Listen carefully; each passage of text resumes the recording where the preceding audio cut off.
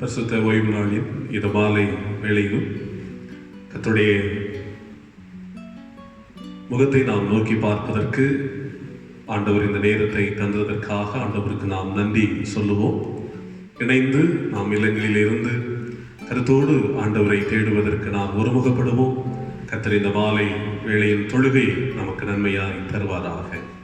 இணைந்து ஆண்டவரை நோக்கி பார்த்து நாம் ஜெபம் செய்வோம், ஜெபிப்போம். நல்ல பிதாவே, நாள்தோறும் எங்களை நடத்துகிறவரே, உமக்கு நன்றி சொல்லுகிறோம். இந்த பரிசுத்த ஓய்வு நாளில் இந்த மாலை வேலைக்காக நாங்கள் உம்மை துதிக்கிறோம், ஸ்தோத்திரிக்கிறோம். ஆண்டவரே தகப்பனே, நீர் எத்தனை நல்லவர், எத்தனை மேன்மையானவர், எத்தனை மகத்துவம் உள்ளவர் என்பதை உணர்ந்து ஆண்டவருக்கு நாங்கள் நன்றி சொல்லுகிறோம். சுவாமி, இம்மட்டும் கிருபையா எங்களை பாதுகாத்து நடத்துகிற கர்த்தாவே, ஆண்டவரே, இன்னமும் நீர் எங்களை தாங்கி நடத்த வேண்டும் என்று சொல்லி உம்மிடத்தில் மன்றாடுகிறோம். தகப்பனே, இந்த ஆராதனை வேளையை எங்களுக்கு ஆசீர்வாதமாக தாரும். எங்களோடு நீர் பேசும் ஆண்டவரே. உம்முடைய மெல்லிய சத்தத்தை நாங்கள் கேட்பதற்கு ஆண்டவர் எங்களுக்கு உதவி செய்வீராக. கர்த்தாவே, இந்த ஆராதனை ஊடாக உம்முடைய மகிமையை நாங்கள் உணர்ந்து கொள்ளத்தக்கதாக, எங்களோடு நீர் பேசுகிறீர் என்பதை நாங்கள் புரிந்து கொள்ளத்தக்கதாக ஆண்டவர் துணை தாரும். சுவாமி, உம்முடைய கிருபை எங்களோடு கூட இருக்கட்டும். ஆண்டவரே, உம்முடைய கிருபை எங்களோடு கூட இருக்கட்டும். சுவாமி, இந்த ஆராதனை கர்த்தர் எங்களுக்கு நன்மையாய் தருவீராக. பாடல்கள், ஜெபம், செய்தி எல்லாவற்றையும் ஆசீர்வதித்து தாரும். இயேசுவின் நாமத்தில் ஜெபிக்கிறோம். எங்கள் ஜெபம் கேளும் அன்பு நிறைந்த நல்ல பிதாவே, ஆமென். கர்த்தருடைய நாமத்திற்கு மகிமையாக 61வது ஞான பாடலை நாம் இணைந்து பாடுவோம். என் தேவனே, என் ஆத்துமா நீர் தந்த நன்மையை சிந்தித்து பார்க்கையில் மகா வியப்பாய் தோன்றுதே. என் தேவனே, என் ஆத்துமா நீர் தந்த நன்மையை சிந்தித்து பார்க்கையில் மகா வியப்பாய் தோன்றுதே. உற்பத்தி காலம் முதலாய் என்னை நடத்தினே, என் ஆவி தேகம் தயவாய் மட்டும் தாங்கினே. சீர்கேடு நீங்க நெஞ்சத்தை செம்மைப்படுத்தினே. அநேக ஆறுதல்களை எனக்கருளினே. என் ஜீவகாலம் எல்லாம் நீ அன்பாய் விசாரித்தே. மட்டும் என்னை தேவரீர் பராமரிக்கிறீ. கர்த்தாவே, உம்மை போற்றுவேன் இடைவிடாமலே. எப்போதும் உம்மை பற்றுவேன் உற்சாகமாகவே.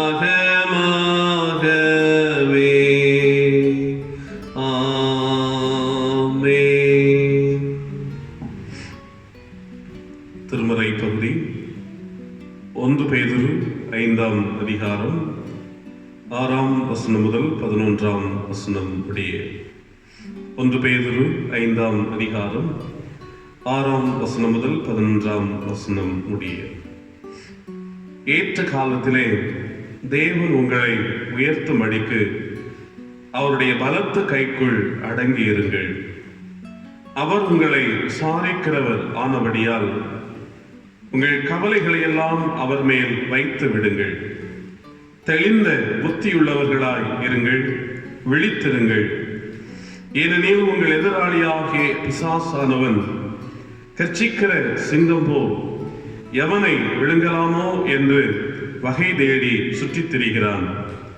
விசுவாசத்தில் உறுதியாயிருந்து அவனுக்கு எதிர்த்து நில்லுங்கள். உலகத்தில் உள்ள உங்கள் சகோதரரிடத்திலே அப்படிப்பட்ட பாடுகள் நிறைவேறி வருகிறது என்று அறிந்திருக்கிறீர்களே. கிறிஸ்து இயேசுவுக்குள் நம்மை தமது நித்திய மகிமைக்கு அழைத்தவராயிருக்கிற சகல கிருபையும் பொருந்திய தேவன் தாமே கொஞ்ச காலம் பாட அனுபவிக்கிற உங்களை சீர்படுத்தி ஸ்திரப்படுத்தி பலப்படுத்தி நிலைநிறுத்துவாராக. அவருக்கு மகிமையும் வல்லமையும் சதா காலங்களிலும் உண்டாயிருப்பதாக. ஆமேன் என்பது. கிறிஸ்துவுக்குள் அருமையான சகோதர சகோதரிகளே, இந்த மாலை வேளையிலும் ஆண்டவருடைய திருவார்த்தைகளை சிந்திப்பதற்கு, இணைந்து நாம் கர்த்தரை நோக்கி பார்த்து மன்றாடுவதற்கு ஆண்டவர் இந்த நேரத்தை நமக்கு தந்திருப்பதற்காக ஆண்டவருக்கு நாம் நன்றி சொல்லுவோம். இந்த மாலை பொழுதிலும் உங்களோடு கூட பகிர்ந்து கொள்ளும்படியாக தெரிந்து கொண்ட திருமறை வசனம் 1 பேதுரு 5ஆம் அதிகாரம் 7வது வசனம். அவர் உங்களை விசாரிக்கிறவர் ஆனபடியால் உங்கள் கவலைகளை எல்லாம் அவர் மேல் வைத்து விடுங்கள்.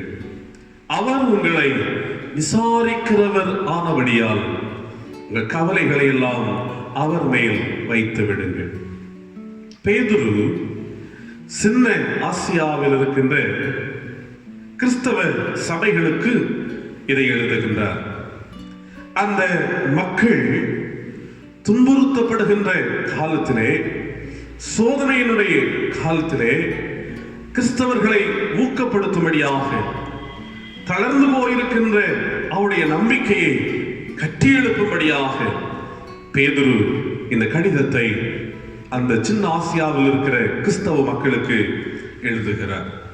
அப்படி எழுதுகிற போதுதான், நீங்கள் சோதனையிலே துவண்டு போகாமல் நீங்கள் நம்பிக்கையில் மீண்டுமாக வேரூன்றி வளர வேண்டும் என்று சொல்லி அவர்களை அழைத்து அப்பொழுது சொல்லுகிறார், அவர் உங்களை விசாரிக்கிறவர் ஆனபடியினால், அவர் உங்களை குறித்து கவலைப்படுகின்றவர் ஆனபடியினால் உங்களுடைய கவலைகளை எல்லாம் அவர் மேல் வைத்து விடுங்கள். தமிழ் விவிலியம் சொல்லுகிற போது இப்படி சொல்லுகிறது, உங்கள் கவலைகளை எல்லாம் அவரிடத்தில் விட்டு விடுங்கள், ஏனென்றால் அவர் உங்கள் மேல் கவலை கொண்டுள்ளார். ஆண்டவர் நம்மை குறித்து கவலைப்படுகின்றவர், நம்மை பற்றி விசாரிக்கிறவர், நம்முடைய வாழ்வை குறித்து அவர் தெளிவாக எண்ணிக்கொண்டிருக்கிறவர் என்பதை வேதம் நமக்கு சொல்லுகின்றது. ஆண்டவராகிய இயேசு கிறிஸ்துவை பற்றி திருமறையிலே நாம் படிக்கிற போது அவர் பெரும்பாலும் ஜனங்களை குறித்த அக்கறையோடு கரிசனையோடு அவர் வாழ்ந்து கொண்டிருந்தார். அவர் சொல்லுவார், ஜனங்களுக்காக நான் பரிதாபப்படுகிறேன், அவர்கள் பசியோடு இருப்பார்கள், அவர்கள் வழியிலே சோர்ந்து போவார்கள், ஆகவே அவர்களுக்கு உணவு கொடுக்க வேண்டும் என்று அவர் பல இடங்களிலே ஜனங்களை குறித்த ஒரு பரிதாபத்தோடு, அவர்களுடைய பற்றிய ஒரு கவலையோடு, அல்லது அவர்களை பற்றி ஒரு அக்கறையோடு அவர்களை விசாரிக்கிற ஆண்டவராக இயேசு கிறிஸ்து செயல்பட்டார் என்பதை நாம் கண்டுகொள்கிறோம். உண்மையாகவே நம்முடைய ஆண்டவர் நம்மை விசாரிக்கிற கர்த்தர், நம்முடைய கவலைகளை அல்லது நம்மை பற்றி கவலைப்படுகின்ற கடவுள், நம்மை பற்றி கரிசனை கொள்ளுகின்ற ஆண்டவர், நம்மை பற்றி அக்கறை கொள்ளுகின்ற ஆண்டவர் நம்முடைய ஆண்டவர். ஆகவே நாம் நம்முடைய வாழ்க்கையிலே எல்லாவற்றையும் கடவுளுடைய சமூகத்திலே நாம் விட்டுவிட வேண்டும் என்று சொல்லி கர்த்தருடைய வார்த்தை இங்கே சொல்லுகிறது. நம்மை விசாரிக்கிற ஆண்டவர், நம்மை பற்றி கவலை கொள்ளுகின்ற ஆண்டவர் நமக்கு இருக்கின்றார். அவர் சொல்லுகின்ற 2 ஆலோசனைகளை உங்களோடு நான் பகிர்ந்து கொள்ள விரும்புகிறேன்.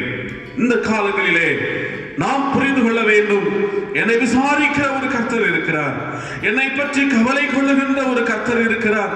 ஆகவே எந்த ஒரு நிலைமையிலும் நான் சோர்ந்து போகாதபடிக்கு, தளர்ந்து போகாதபடிக்கு என் ஆண்டவர் விரும்புகின்ற அடிப்படையிலே என்னுடைய வாழ்க்கையை நான் கட்டி எழுப்ப வேண்டும் என்று சொல்லி நம்மை கர்த்தருடைய கரத்திலே கொடுப்பதற்கு நாம் அழைக்கப்படுகின்றோம். அவர் சொல்லுகின்ற 2 ஆலோசனைகள், ஒன்று அந்த 1 பேதுரு 5ஆம் அதிகாரம் 6ஆம் வசனத்திலே அவர் சொல்லுகின்றார், ஏற்ற காலத்திலே தேவன் உங்களை உயர்த்தும்படிக்கு அவருடைய வலத்த கைக்குள் அடங்கி இருங்கள். சொல்லுகிற போது சொல்லுகின்றார், கர்த்தரிடத்தில் அடங்கி இருங்கள். அடங்கி இருக்கிறது என்று சொல்லுகிற போது கடவுளிடத்தில் உங்களை தாழ்மைப்படுத்துங்கள். ஆண்டவருக்கு முன்பதாக உங்களை அடக்கி ஒடுக்கி நீங்கள் அவருக்கு முன்பதாக மனத்தாழ்மையோடு வாழுங்கள் என்று ஆண்டவர் சொல்லுகிறார், பேதுரு சொல்லுகின்றார்.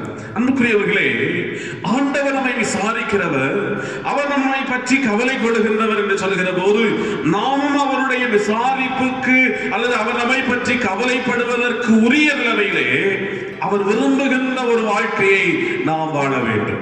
ஏதோ நாம் வாழ்ந்து கொண்டிருக்கிறோம் என்பதல்ல, ஆண்டவர் என்னிடத்தில் என்ன எதிர்பார்க்கிறார் என்பதை புரிந்து கொண்டு அவருடைய விருப்பத்தை நிறைவேற்றுகின்ற ஒரு வாழ்க்கை நமக்கு வேண்டும் என்பது பேதுரு இங்கே சொல்லுகிற ஆலோசனை. நீங்கள் கடவுளிடத்தில் அடங்கி இருங்கள், மனத்தாழ்மையோடு இருங்கள் என்பது அவர் சொல்லுகிற ஒன்று. பேதுரு 5:5 அவர் சொல்லுகிறார், மனத்தாழ்மையை அணிந்து கொள்ளுங்கள் என்று சொல்லுகின்றார். நம்முடைய மனதிலே பெருமை அல்லது அகங்காரம் அல்லது வேற்றுமை என்பது இடம் பிடித்து விடக்கூடாது. நாம் தாழ்மையுடையவர்களாக வாழ வேண்டும்.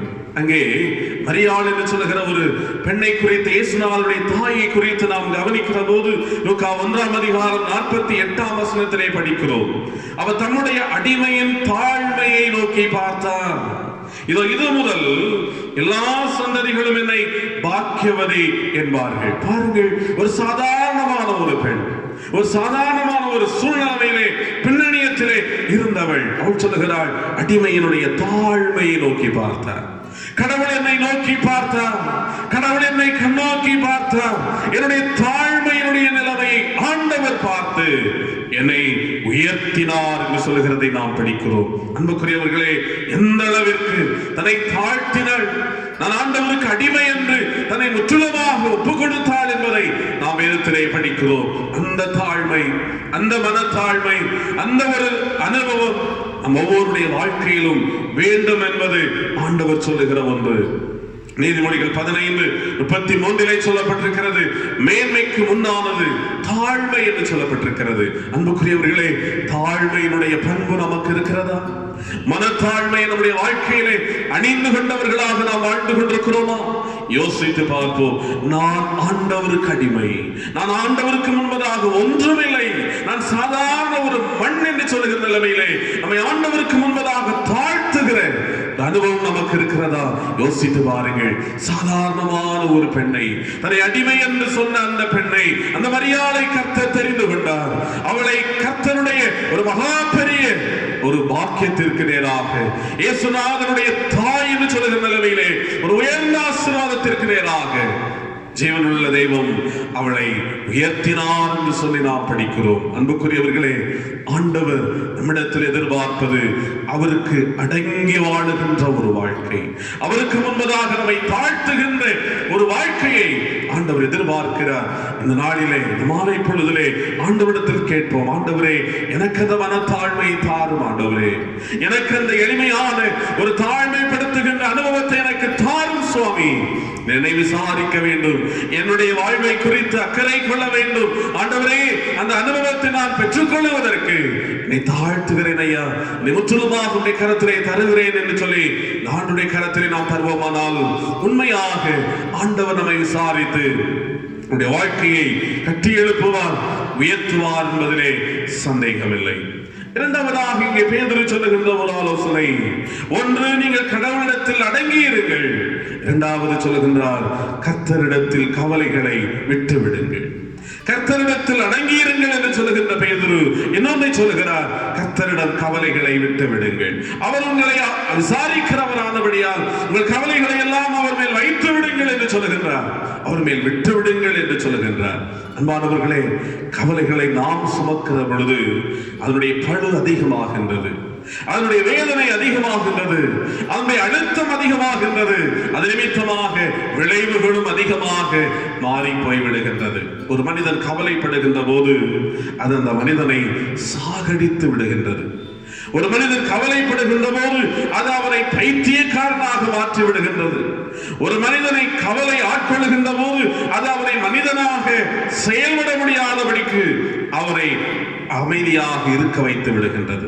ஆகவே வாழ்க்கையிலே கவலைகள் வருகின்ற போது அதை நமக்குள்ளாக நாம் சுமந்து கொண்டிராதபடிக்கு, அதை பிறரிடத்திலே சொல்லி நாம் மீண்டுமாக அந்த கவலையினுடைய வீரியத்தை அதிகரித்து விடாதபடிக்கு, அதை இயேசுநாதரிடத்திலே சொல்லுவதற்கு, அவனிடத்தில் விட்டு விடுவதற்கு அழைக்கப்படுகிறோம். ஊராரிடத்திலே சொன்னால் அல்லது நம்மளுக்கு அறிமுகமான இடத்திலே சொன்னால் ஒருவேளை அதனுடைய தீர்வை நாம் கண்டுகொள்ள முடியாது. ஆனால் ஆண்டவருடைய கரத்திலே, ஆண்டவருடைய சமூகத்திலே நாம் வைத்து விடுவோமானால், சொல்லி விடுவோமானால், நிச்சயமாக ஆண்டவர் அந்த கவலைகளில் இருந்து நம்மை விடுதலை செய்து நம்முடைய வாழ்க்கையை ஆசீர்வதிப்பதற்கு, ஒரு மேலான நன்மையை பெற்றுக் கொள்வதற்கு நமக்கு உதவி செய்கிற தெய்வமாக அவர் இருக்கிறார். ஏசாயா 53:4 சொல்கிறது, அவர் நம்முடைய பாடுகளை ஏற்றுக்கொண்டவர், அவர் நம்முடைய துக்கங்களை சுமந்தவர். ஆகவே அந்த கர்த்தருடைய சமூகத்திலே நம்முடைய துன்பங்களை, நம்முடைய துக்கங்களை, நம்முடைய கவலைகளை நாம் விட்டுவிட வேண்டும் என்று கர்த்தருடைய வார்த்தை சொல்லுகிறது.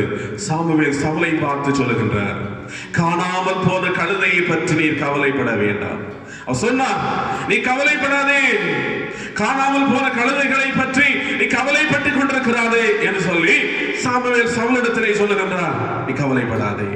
இயேசுநாதர் மார்த்தாளை பார்த்து சொல்லுகின்றார், நீ கவலைப்படாதே, அநேக காரியங்களை குறித்து நீ கவலைப்பட்டு கலங்குகிறாய் என்று சொல்லுகின்றார். கவலைப்படாதே. இயேசுநாதர் மார்த்தாளிடத்திலே சொன்ன ஒரு காரியம், அன்னாள் ஆண்டுடைய சமூகத்திலே வேதனையோடு கடந்து வந்த நிலையிலே அவள் ஆண்டுடைய சமூகத்திலே தன்னுடைய கவலைகளை விட்டு விடுகின்றாள். அங்கே ஆண்டுடைய சமூகத்திலே ஜெபிக்கிறாள். தன்னுடைய இருதயத்தினுடைய பாரங்களை எல்லாம் ஆண்டுடைய சமூகத்திலே ஊற்றி விடுகின்றாள். ஆண்டவருடைய வார்த்தை சொல்கிறது, அவள் அப்புறம் துக்கமுகமாய் இருக்கவில்லை. அன்புக்குரியவர்களே, ஆண்டவர் நம்முடைய கவலைகளை அறிந்திருக்கிறவர், நமக்காக கவலைப்படுகிறவர், நம்மை குறித்து விசாரிக்கிறவர். ஆகவே அவரிடத்தில் நாம் விட்டு விடுவதற்கு அழைக்கப்படுகின்றோம். அவரிடத்தில் ஜெபித்து, ஆண்டவரிடத்தில் ஒப்படைத்து, ஆண்டவரை நீ கவனித்துக் கொள்ளும் என்று சொல்லுகின்ற அந்த நிலையில் நம்மை மாற்றுவோமானால் அவர் எல்லாவற்றையும் பார்த்துக் கொள்வார். ஆபிரகாம் சொன்னது இதுதான். மகன் கேட்கிறான், அப்பா, தகன பலிக்குரிய ஆட்டுக்குட்டி எங்கே? விறகு இருக்கிறது, நெருப்பு இருக்கிறது, ஆனால் தகன பலிக்கான ஆட்டுக்குட்டி எங்கே கேட்கிற பொழுது அந்த ஆபிரகாம் சொல்லுகிறார், கர்த்தர் பார்த்துக் கொள்வார், ஆண்டவர் பார்த்துக் கொள்வார். அதனுடைய அர்த்தத்தை புரிந்து பாருங்கள். எல்லாவற்றையும் கர்த்தர் கவனித்துக் கொள்வார், எல்லாவற்றையும் ஆண்டவர் பார்த்துக் கொள்வார் என்று ஆண்டவரை சார்ந்து அவன் தன்னுடைய வாழ்க்கையை அமைத்துக் கொள்வதையும் தன்னுடைய மகனுக்கு அதை சொல்லுவதையும் நாம் படிக்கிறோம். அன்புக்குரியவர்களே, இயேசுவிடம் கவலையை விட்டு விடுங்கள். இயேசுநாதரிடத்தில் உங்களுடைய வாழ்க்கையினுடைய பாரத்தை சொல்லி விட்டு விடுங்கள். அவர் பார்த்துக் கொள்வார் என்று சொல்லுகிற நிச்சயத்தை வாழ்விலே பெற்றுக் கொள்ளுங்கள். இந்த மாலை பொழுதிலே ஆண்டவர் நம்மை பார்த்து சொல்லுகிறார். இந்த புதிய மாதத்தினுடைய முதல் பரிசுத்த ஓய்வு நாளில் மாலை பொழுதிலே உங்களோடு ஆண்டவர் பேசுகின்றார். மகனே, மகளே, நான் உங்களை விசாரிக்கிறவர், நான் உங்களை பற்றி கவலைப்படுகின்றவர். ஆகவே எனக்குள்ளாக நீங்கள் அடங்கியிருங்கள், உங்களை தாழ்த்துங்கள் என்று சொல்லுகின்றார். உங்களுடைய கவலைகளை என்னிடம் விட்டுவிடுங்கள், என்னிடத்தில் சொல்லி அவைகளை விட்டுவிடுங்கள், நான் பார்த்துக் கொள்வேன் என்று கர்த்தர் நமக்கு வாக்குத்தத்தம் தருகின்றார். இந்த ஆண்டவரை பிடித்துக் கொள்வோம், அவரை பற்றிக் கொள்வோம், அவரிடத்தில் சொல்லுவோம், ஆண்டவரே எல்லாவற்றையும் பார்த்துக் கொள்ளும் என்று சொல்லுவோம். நிச்சயமாக நாம் அந்த விசுவாசத்தோடு வாழ்வோமானால், வளர்வோமானால் நம்முடைய வாழ்க்கையை ஆண்டவர் பொறுப்பெடுத்துக் கொள்வார். நம்முடைய வாழ்க்கையை ஆண்டவர் கவனித்துக் கொள்வார். நம்முடைய வாழ்வினுடைய சூழல்களை கர்த்தர் பொறுப்பெடுத்துக் கொள்வார். அவர் நம்மோடு கூட இருக்கிற போது எதற்கும் நாம் கலங்க வேண்டிய அவசியம் இல்லை. ஆகவே அவரை பிடித்துக் கொள்வோம், அவருக்கு அடங்கி வாழ்வோம், அவருடைய சமூகத்திலே கவலைகளை விட்டு விடுவோம். நிச்சயமாக கர்த்தர் ஒரு சந்தோஷத்தின் காலத்தை, ஒரு சமாதானத்தின் நாட்களை, ஒரு விடுதலை காலங்களை ஆண்டவர் நமக்கு கொடுக்கட்டும். கர்த்தர் அந்த மேலான கிருபைகளை நம் ஒவ்வொருவருக்கும் தந்து ஆசீர்வாதமாக நம்மை நடத்துவாராக. ஆமென். தொழுகைக்கு நிறைவாக கீர்த்தனைகளிலே 307வது பாடலை பாடுவோம். கீர்த்தனை 307, தேனினிமையிலும் இயேசுவின் நாமம் திவ்ய மதுரம். ஆமென். கீர்த்தனை 307.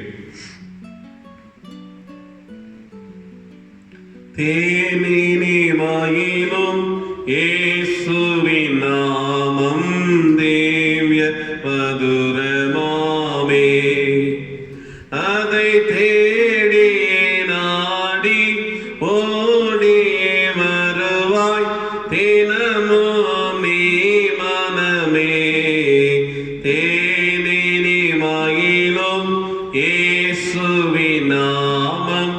திவ்ய மதுரமாமே. காசினிதனிலே நேசமதாக கஷ்டத்தை உத்தரித்தே. பாவ கசடதை அறுத்து சாபத்தை தொலைத்தான் கண்டுணரி மனமே. தேனினி மகிழும் இயேசுவின் நாமம் திவ்ய மதுரமாமே. பாவியை மீட்க தாவியே உயிரை தாமே ஈந்தவரா. பின்னும் நேமியாம் கருணை நிலை வரமுண்டு நிதம் துதியன் மனமே. தேனினி மகிழும் இயேசுவின் நாமம் திவ்ய மதுரமாமே. காலையில் பணிவோம் மாயமாயுலகமுபாயமாய் நீங்கிவிடும். என்றும் கர்த்தரின் பாதம் நிச்சயம் நம்பு கருத்தாய் நீ மனமே. தேனினி மகிழும் இயேசுவின் நாமம் திவ்ய மதுரமாமே. துன்பத்தில் இன்பம் தொல்லையில் நல்ல துணைவராமே சரிடம். நீ அன்பதாய் சேர்ந்தால் அனைத்துணை காப்பா ஆசை கொள்ளி மனமே. தேனினி மகிழும் இயேசுவின் நாமம் திவ்ய மதுரமாமே. பூலோகத்தாரும் மேலோகத்தாரும் புகழ்ந்து போற்றும் நாமம். அதை பிடித்து கொண்டால்தான் பேரின்ப வாழ்வை பெறுவாய் நீ மனமே. தேனினி மகிழும் இயேசுவின் நாமம் திவ்ய மதுரமாமே. ஜெபம் செய்வோம். எங்களை விசாரிக்கிற, எங்கள் மேல் கவலைப்பட்டு எங்களுக்காக கரிசனை கொள்ளுகிற எங்கள் அன்பின் கடவுளே, உம்முடைய கிருபைக்காக அன்புக்காக நாங்கள் உமக்கு நன்றி சொல்கிறோம் சுவாமி. எங்கள் மேல் எத்தனை மனதுருக்கம் உள்ள ஆண்டவராக நீர் செயல்படுகிறீர் என்பதை நாங்கள் சிந்தித்தோம் ஐயா. ஆண்டவரே, அதே நிலைமையிலே நாங்களும் எங்களை மாற்றிக்கொள்ள வேண்டும். நாங்களும் எங்களுடைய வாழ்க்கையிலே ஒரு மனத்தாழ்மையை பெற்றுக்கொள்ள வேண்டும். எங்களுடைய கவலைகளை ஆண்டவரிடத்திலே விட்டுவிட வேண்டும். எல்லாவற்றையும் கர்த்தர் பார்த்துக் கொள்வார் என்று சொல்லுகின்ற அந்த எண்ணத்தோடு நாங்கள் ஆண்டவரை சார்ந்து வாழ வேண்டும் என்று சொல்லுகிற உண்மையை கற்றுத்தந்தீர் ஆண்டவரே. தகப்பனே, இது நெருக்கடியான ஒரு காலம் ஐயா. கஷ்டங்களும் பாடுகளும் மனிதரை சூழ்ந்து கொண்டிருக்கிற ஒரு காலங்கள். என்ன செய்வோம் என்று எங்களோடும் அங்கலாய்ப்போடும் ஆழ்ந்து கொண்டிருக்கிற ஒரு சூழல். ஆண்டவரே, இந்த காலங்களிலே உம்முடைய சமாதானம், உம்முடைய சந்தோஷம் எங்களுடைய வாழ்க்கையிலே கடந்து வர வேண்டும் என்று சொல்லி நாங்கள் மன்றாடுகிறோம். உலகம் எங்கிலும் இருக்கிற மக்கள் ஒரு விடுதலையின் வாழ்க்கையை அனுபவிக்க வேண்டும் என்று சொல்லி உம்மிடத்திலே மன்றாடுகிறோம். கர்த்தாவே, இரக்கம் செய்வீராக சுவாமி, இரக்கம் செய்வீராக ஆண்டவரே. திருச்சபையை பாதுகாத்துக் கொள்ளும் ஆண்டவரே. திருச்சபையில் எல்லா மக்களையும் கர்த்தர் பாதுகாத்துக் கொள்வீராக. ஒவ்வொரு குடும்பங்களையும் கர்த்தர் ஆசீர்வதித்து நீர் நடத்துவீராக ஆண்டவரே. அவருடைய வாழ்க்கையில் இருக்கிற நெருக்கங்கள், பாடுகள், கஷ்டங்கள் எல்லாவற்றிற்கும் கர்த்தர் ஒரு பதிலை கொடுப்பீராக, விடுதலை கொடுப்பீராக சுவாமி. கிருபையுள்ள கரங்கள் பிள்ளைகளை சூழ்ந்து கொள்ளட்டும் ஆண்டவரே. மகிமையினாலும் கிருபையினாலும் கனத்தினாலும் கர்த்தர் நீர் முடிசூட்டுவீராக. ஆண்டவரே, படிக்கிற பிள்ளைகளை ஆசீர்வதித்தருளும். குறிப்பாக இந்த ஆன்லைன் வகுப்புகள் நடந்து கொண்டிருக்கிற ஒரு நாட்கள் ஆண்டவரே, பிள்ளைகளுக்கு நல்ல ஞானத்தை கற்றுக் கொடுப்பீராக. பணிகளை செய்கிற, வேலைகளை செய்து கொண்டிருக்கிற ஒவ்வொருவரையும் கர்த்தர் ஆசீர்வதித்து கைகளின் பிரயாசங்களை கர்த்தர் ஆசீர்வதித்து நீர் கொடும் ஆண்டவரே. வேலை வாய்ப்புகள் இல்லாதபடிக்கு, வேலைகளை பெற்றுக்கொள்ள முடியாதபடிக்கு இருக்கிற சூழல்கள் உண்டு. அயல் நாடுகளில் அந்த நிலைமையில் இருக்கிற மக்கள் உண்டு. அவர்களுக்காக கர்த்தாவே நாங்கள் செபிக்கிறோம். அன்று உதவி செய்வீராக சுவாமி. தகப்பனே, துரிடங்களில் இருக்கிற மக்களை பத்திரமாய் கர்த்தர் பாதுகாத்து அவர்கள் சுகத்தோடும் பலத்தோடும் வாழ்வதற்கான ஒரு கிருபை தருவீராக. இந்த இடத்திலே வருவதற்கு அவர்கள் எடுத்துக்கொள்கின்ற முயற்சிகளை கர்த்தர் வாய்க்க செய்வீராக. தகப்பனே, ஆண்டவரே, ஆலயங்கள் திறக்கப்பட கிருபை தாரும். ஆண்டுடைய சமூகத்திலே இணைந்து ஆண்டவரை ஆராதிக்கின்ற அந்த சூழல்களை ஆண்டவர் ஏற்படுத்தி கொடுப்பீராக. பெரிய காரியங்களை செய்யும் ஆண்டவரே. எங்கள் கிராமத்தை பாதுகாத்துக் கொள்ளும், தேசத்தை காத்துக்கொள்ளும், உலகத்தின் மக்களை கர்த்தர் காத்துக்கொள்ளும் ஆண்டவரே. ஒரு விடுதலையின் காலங்களை தாரும் ஆண்டவரே. உடைய நாம மாத்திரம் மகிமைப்படட்டும் அப்பா. பிறவை எங்களுக்கு ஆசீர்வதித்து தாரும். பிறவின் தீமைகளுக்கு எங்களை விலக்கி காத்துக்கொள்ளும். காலையிலே துதித்து எழுந்து எங்கள் கடமைகளை செய்வதற்கு பரிசுத்தமுள்ள ஆண்டவர் எங்களுக்கு உதவி செய்வதாக. நல்ல நாமும் தொடர்ந்து மகிமைப்படட்டும். கர்த்தர் பெரியவராக மகிமையான காரியங்களை செய்வதாக. ஆசீர்வதியும் வழி நடத்தும். இயேசுவின் நாமத்தில் தாழ்மையோடு கேட்கிறோம். ஜெபத்தை ஏற்றுக்கொள்ளும் அன்பு நிறைந்த பிதாவே, ஆமென். தேவன் தந்த ஈவுக்காக என்றைக்கும் ஸ்தோத்திரம். விண்ணோர் மண்ணோர் கூட்டமாக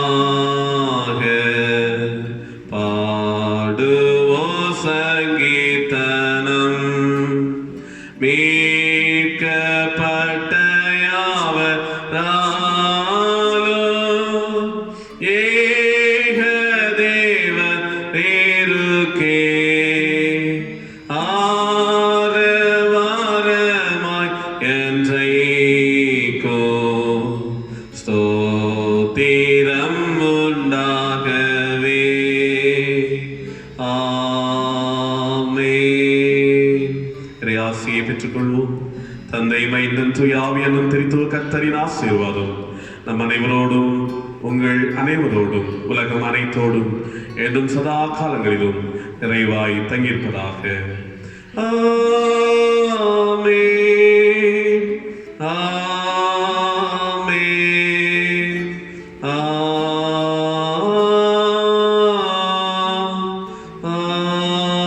ஆமென்.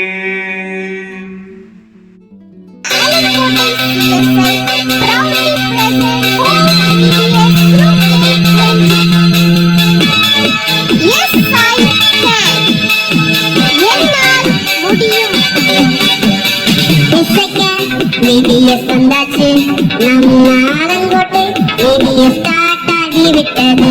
VBS நமக்கு ஜாலிதான், நீயும் ஓடிவா, கிறிஸ்துவை கொண்டாடலாம். VBS வந்தாச்சு, நம்ம ஆலங்கோட்டை VBS ஸ்டார்ட் ஆகிவிட்டது. VBS நமக்கு ஜாலிதான், நீயும் ஓடிவா, கிறிஸ்துவை கொண்டாடலாம். Yes, I can. Yes, I can. Yes, I can. Yes, I can.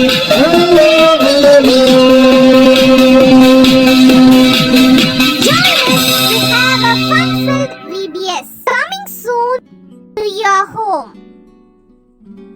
Can you do it? Yes, I can. Yes, I can.